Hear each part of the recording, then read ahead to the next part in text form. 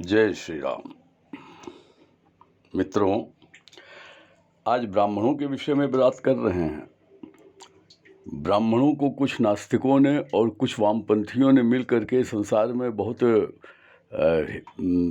बदनाम करने का प्रयत्न किया, जो गलत है। ब्राह्मण ही एक ऐसा व्यक्ति है, संसार में प्राणी है, जो सर्वे भवन्तु सुखिनः सर्वे सन्तु निरामया इसको चरितार्थ करता है।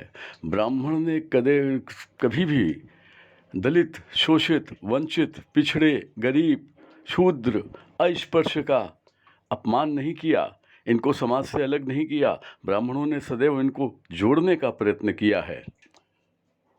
ब्राह्मण पहले शूद्रों को सम्मान देता है, बाद में खुद सम्मान की इच्छा रखता है।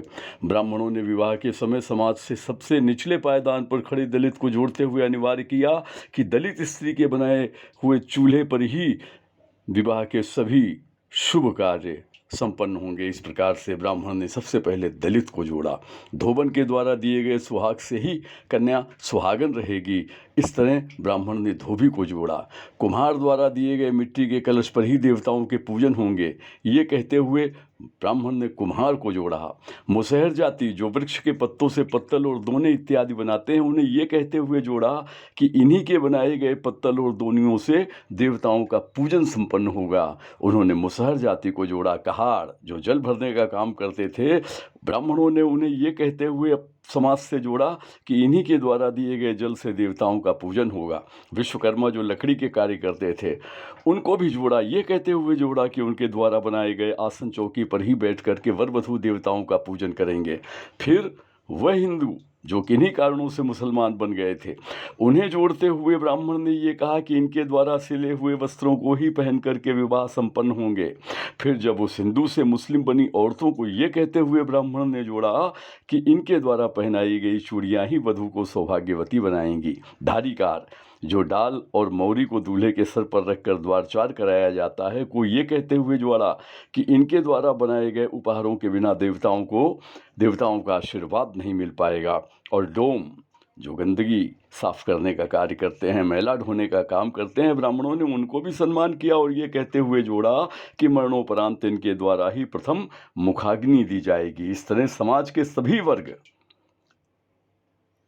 जब आते थे तो घर की महिलाएं मंगल गीत का गायन करते हुए उनका स्वागत करती थीं।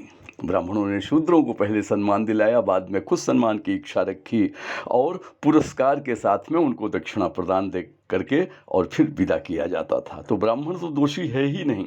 हाँ, ब्राह्मणों का दोष एक है कि ब्राह्मणों ने अपने ऊपर लगाए हुए ये कपोल कल्पित निराधार आरोपों का कभी खंडन नहीं किया, क्योंकि ब्राह्मण शांति प्रिय है, जो ब्राह्मणों के अपमान का आज कारण बन गया है। इस तरह जब समाज के हर वर्ग की उपस्थिति हो जाने के बाद में ब्राह्मण नाई से पूछता था कि भाई सब आ गए क्या, अब पूजन प्रारंभ किया जाए, सबकी उपस्थिति हो गई। नाई से परमिशन लेने के बाद में ब्राह्मण पूजा का कार्य शुरू करता था।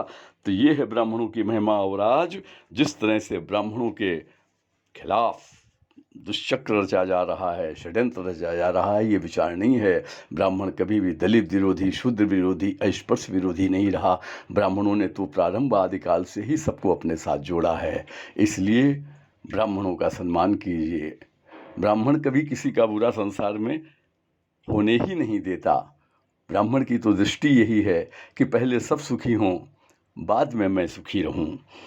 मेरे इस वक्तव्य को कहने का मात्र इतना ही आपसे निवेदन था कि ब्राह्मणों को हेय दृष्टि से न देखें, ब्राह्मणों को अपना शत्रु न समझें।